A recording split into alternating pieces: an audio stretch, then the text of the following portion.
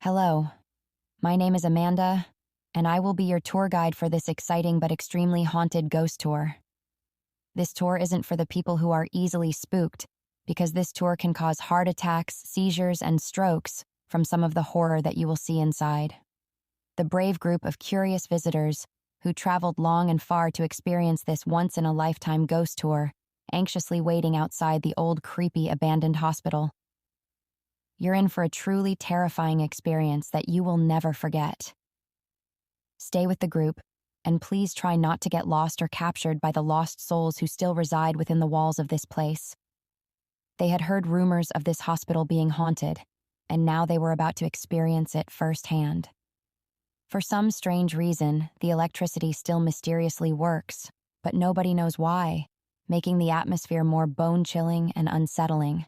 As they cautiously stepped into the desolate hospital, anxious for the ghostly experience, an unusually dark feeling enveloped them.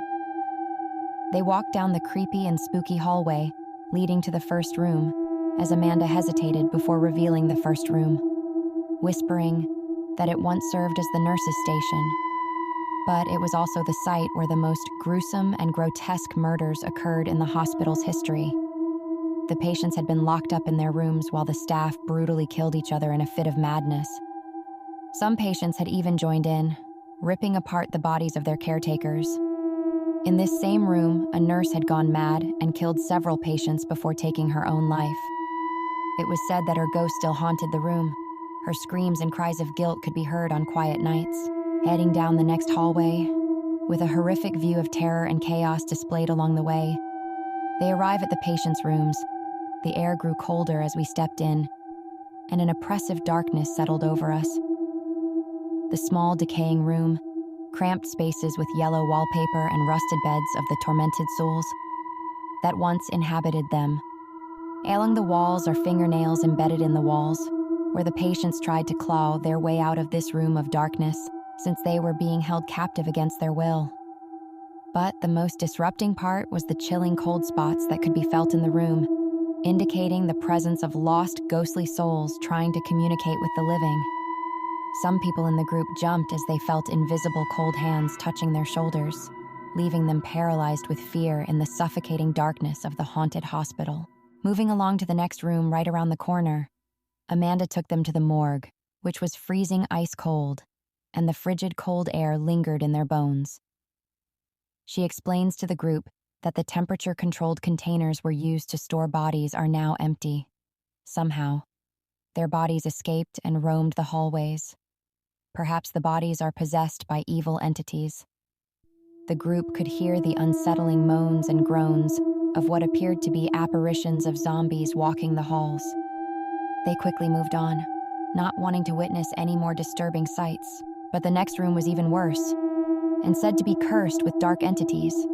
Here, strange rituals were performed by the local witches. Blood stained the walls, and the smell of burnt flesh hung heavily in the air. Amanda's trembling voice shook as she recounted the horrific acts that took place in this room. This was where a group of evil, sadistic witches had performed dark and twisted rituals on the patients who were deemed beyond help. It was said that the witches still lived in the forest behind the hospital, their dark magic protecting them from the spirits that roamed the halls. The group, shaken by the chilling revelation they had seen so far, hesitantly followed Amanda down the long hallway. The sudden blast of wind blew open windows and doors, creating an otherworldly atmosphere. As they navigated through the hallway of terror, ghoulish hands emerged from the shadows, sending the group into a frenzy of screams and panic. Seeking refuge, they entered a room ominously named the Hanging Lady. The lifeless body of the lady dangled eerily, the rope tightly gripped around her neck. Right before their eyes, the body began to convulse and shake uncontrollably, reenacting what happened right before her execution. The group stood frozen, witnessing a diabolical manifestation that defied the laws of the living and plunged them deeper into the abyss of the horrifying hospital. Their next journey took the frightened group downstairs. By now, everyone is totally freaked out and petrified, ready to leave.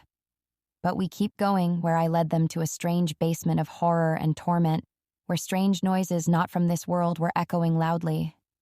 They came upon a room unlike any other. It was completely dark, and Amanda explained it was too dangerous to enter.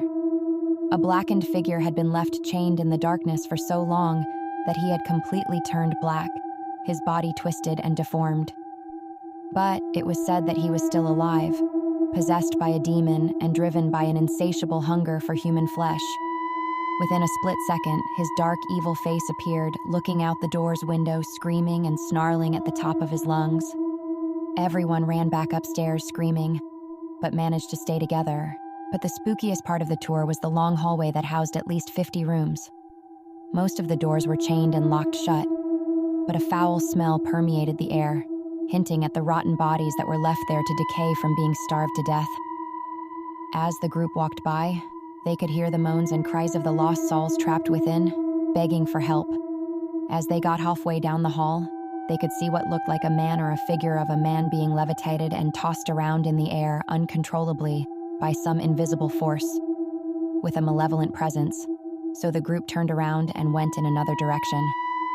This terrifying visual was so uncanny that it made their souls jump in and out of their bodies, but the final room was perhaps the most unsettling of them all. As I led the way to a room, the group stood frozen in terror. The air around them grew colder, and whispers echoed through the room. Faint apparitions materialized within the mist, their eyes hollow and filled with an otherworldly sorrow. The souls pressed against the windows, their ghastly faces contorted in agony. The group could feel an unseen force tugging at their very souls, drawing them closer to the window. Desperation filled the air as the group struggled to find an escape route. The hands from beneath the floor intensified their grip, and the whispers grew into anguished wails that reverberated through the room. It became clear that the room was a gateway to a realm beyond, where tormented souls sought release from their eternal torment. With the gruesome tour finally over, Amanda led them safely back to the entrance. As they stepped outside into the light, relieved to still be alive, they could feel the weight of the horrors they had just witnessed, the true evil of this world that lived within the abandoned psych ward, which was something they would never forget. As the group tried to catch their breath and bring themselves back to reality, they looked around and noticed Amanda was nowhere to be found. They stood looking confused as they speculated what could have possibly happened to her. What the group did not know was 10 years ago, Amanda was killed in a horrifying car accident that is way too gruesome to describe, and her job was giving haunted ghost tours. Could it be that she was a ghost giving a haunted ghost tour? The group went their separate ways, still scared out of their minds by the bone-chilling experience they had just witnessed.